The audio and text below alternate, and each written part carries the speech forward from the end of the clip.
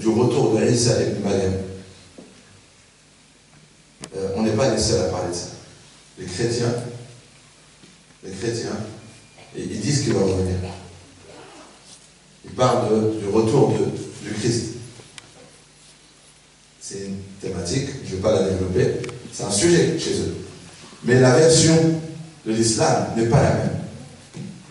Maîtrisez ce sujet. Parce qu'aujourd'hui, on a beaucoup de personnes qui sont autour de nous et qui sont chrétiens et qui pensent qu'on est hostile quand il s'agit de parler de Isa ibn Maryam. Et quand vous parlez avec eux de ce sujet, avec les preuves coraniques, ils sont surpris de voir combien nous, musulmans, nous attendons avec hâte le retour de Isa ibn Maryam. Ah bon, vous aussi, vous l'attendez? Oui. Et on souhaite tellement que ce soit maintenant. Parce que sa venue, elle a une raison. Une grande histoire derrière. Ils disent, pourquoi vous l'attendez? Après, il faut commencer l'histoire au début. On va commencer par ça. Vous savez, Isa ibn Maryam. Pourquoi il n'a pas été tué? Eux, ils pensent qu'il a été tué sur la croix. Ils pensent que c'est Isa ibn Maryam. Il n'a pas été tué. Pourquoi Allah Azza wa Jal l'a protégé de ceux qui voulaient le tuer? C'était les dirigeants de l'époque, l'élite de l'époque.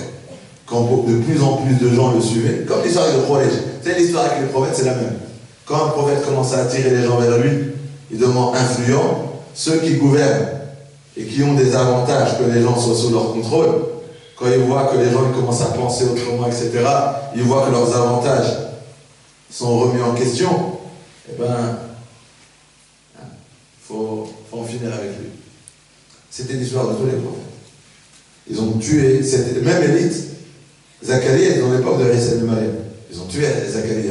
Allah il aurait pu le protéger comme Isa. Mais Allah nous raconte qu'ils l'ont tué. Il a été éprouvé.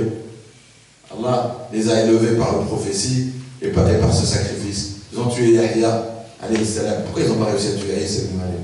Le prophète sallallahu nous dit, tous les messagers, tous les prophètes, Allah il leur a accordé sur terre une dua qu'ils ne refusent pas. Tout le monde. Le prophète sallallahu nous dit dans le hadith que tous les prophètes, Allah leur a accordé une dua. Écoutez bien ce passage. Tous les prophètes, ils ont fait leur demande sur terre. Ils ont tous eu une dua. Tous les prophètes l'ont utilisé. Le Coran nous parle de Nuh alayhi salam.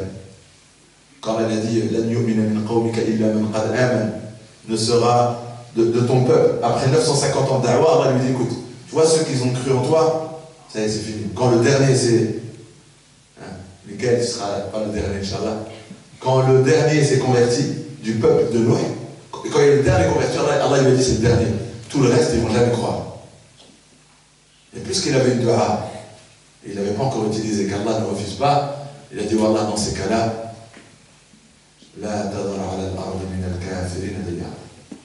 Ne laisse sur terre aucun kafir. Et la raison pour laquelle Wallah te demande cette faveur, innaka in tadarum, si tu les laisses aussi, yudillu ibadak. Tout le travail que j'ai fait, eux après, peut-être si je pars, ils vont les égarer, ou égarer leurs enfants. Donc Allah, puisque tous ceux-là ne seront pas croyants, Wallah, punis-les. Fais-les sortir de dunya, comme ça, il n'y a que des musulmans sur terre. Et vous savez, c'était combien? Boule. 40. Par exemple, quarantaine. Dans l'âge, avec lui, c'était une quarantaine. Sur les exégèses. Il a dit voilà, laisse que 40 sur terre. Allah lui a. Chaque prophète, il avait une dua, et Allah ne refuse pas. Allah lui a accordé. Le problème, son fils était dedans. Allah, s'il savait que son fils était dedans, ce qu'il aurait fait. Lui, il ne savait pas. Il ne savait pas que sa femme aussi. C'est quand il y a eu des riches qu'il a découvert. Et Allah, il a dit il n'y a que les croyants qui seront avec toi. Et quand il y en a, ils ne sont pas rentrés, il est croyant. Il a réalisé qu'il n'était pas. Quand il a dit Allah, c'est lui, il a toujours été avec moi. Il a dit ne me demande pas ce que tu ignores. La foi, c'est pas ce qu'on dit avec la bouche. C'est ce qu'Allah voit.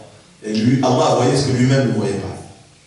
Allah il nous raconte dans le Coran aussi que Sulayman alayhi salam, il a utilisé cette dua. Regardez, le prophète nous a dit tous les prophètes ils l'ont fait cette dua.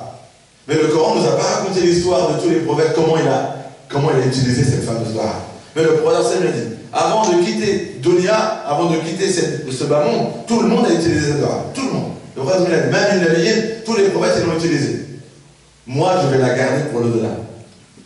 Moi je vais la garder. Tous les prophètes ils l'ont utilisé ici. Moi je vais la garder pour intercéder en faveur des membres de ma communauté qui ont commis le kabaïr, qui le jour du jugement, leurs actions ne pourront pas les aider. Et moi je viendrai à leur secours. Et Allah il dit, une dua qui refusera à personne, moi je la garde. Subhanallah, les savants disent quand on médite la vie du prophète et l'amour qu'il avait pour son oncle Abu Talib, ou même le Coran est intervenu pour lui dire tu ne peux pas guider ce que tu aimes, il aurait pu l'utiliser pour lui. Mais il ne vivait pas pour un homme, il vivait pour toute sa Oumma. Il vivait pour toute la Oumma. Sulayman alayhi salam, Allah nous a dit, il a dit quoi? Rabbi habli mulkan la yanbaghi li ahadin min ba'di innaka antal wahhab.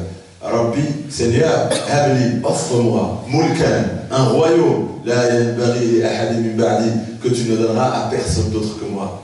Innaka antal wahhab, tu es celui qui le donne à grandeur. Est-ce que quelqu'un a régné sur les êtres humains, sur les djinns, sur les animaux, sur le vent, sur les insectes? Est-ce que quelqu'un a régné? Y a-t-il quelqu'un qui a régné sur toute chose vivante sur terre? Personne, à part Sulayman alayhi salam. Parce que dans sa dua, il a dit, donne-moi un royaume que tu ne donneras à personne d'autre que moi. Allah l'a donné qu'à Sulayman alayhi salam. Maintenant, la question, c'est à Isa ibn Maryam, selon le hadith où le prophète a dit, tous les prophètes ont prononcé cette dua. Qu'est-ce qu'il a demandé à Isa ibn Maryam? Isa ibn Maryam, Allah il lui a parlé de qui? De Mohammed et de sa Ummah. Allah lui a parlé des signes de la fin des temps. Tous les prophètes, Allah il leur parlait, il leur montrait ce qui allait venir. Allah il lui a parlé de Mohammed, il a annoncé Mohammed, il lui a annoncé son nom, il lui a annoncé son apparence physique, il lui a annoncé le lieu où il allait arriver, il lui a annoncé les détails physiques sur son corps, la description de son corps, comment il allait se comporter, ce qu'il allait lui arriver, ceux qui allaient le suivre, et la valeur de la communauté de Mohammed. Quand Allah Azza wa Jalla lui a dévoilé les signes de la fin des temps pour lui, ce qui allait arriver après lui, et il a vu la valeur de qui? Pas de Mohammed sallallahu alayhi wa sallam. Allah il va parler de Mohammed sallallahu alayhi wa sallam, mais la valeur de ceux qui vont venir après Mohammed sallallahu alayhi wa sallam et qui vont croire en lui. Quand il a parlé de la valeur de la Ummah de Mohammed sallallahu alayhi wa sallam, que le privilège qu'Allah il a donné à la Ummah de Mohammed sallallahu alayhi wa sallam, les privilèges qu'il leur a donnés et qu'il n'a donné à aucune nation, et combien Mohammed sallallahu alayhi wa sallam allait être parfait, et qu'Allah Azza wa Jalla allait envoyer à l'humanité le plus parfait des hommes, et Allah il allait leur donner l'ordre et le devoir et le privilège de ressembler au meilleur des hommes. Allah il a tellement élevé le rang de Mohammed sallallahu alayhi wa sallam, il a tellement parlé de comment son comportement va être parfait, et qu'il y en a, ils auront la chance de lui ressembler, de prier comme le meilleur des hommes qui a marché sur terre, de jeûner comme le meilleur des hommes, de sourire comme le meilleur des hommes, de se comporter comme le meilleur des hommes. Il a dit, oh Allah, fasse que, vous savez, cette dua est sortie. Il a dit, oh Allah, ja'alni min ummat Muhammad. Malgré le rang de la prophétie, il a demandé, oh Allah, si je pouvais venir après Muhammad, pour avoir la chance de vivre quelques années et de lui ressembler. C'est-à-dire de faire partie de ceux qui vont être de sa communauté, de venir après lui et de réciter la parole que tu vas lui donner, et de découvrir cette parole que tu vas lui donner, qui est le meilleur des livres, et de prier comme lui, de vivre sa vie. Ya Allah, ja'alni min ummat Muhammad sallallahu alayhi wa sallam. Et Allah l'a exaucé. Voilà pourquoi Allah il l'a élevé alors qu'il est venu avant lui. Il va le faire redescendre après lui. Et le prophète il a dit Yushaku, très bientôt descendra parmi vous Isa ibn Maryam. Hakaman. Allah il va le faire descendre pas en tant que nouveau prophète. Non, il va venir Hakaman. Hakaman, Allah il va lui donner le pouvoir. Il va vous diriger. Mais avec quoi? Avec le Coran. Et avec la sunna de Mohammed. Parce que c'était sa dua. Voilà, je veux vivre sur terre. Je veux vivre comme Mohammed. Avec le même livre que lui et avec la même sunna que lui. Je veux. Allah il va m'envoyer sur terre. Hakaman, il va régner. Il va descendre, il va régner. Il va régner seul.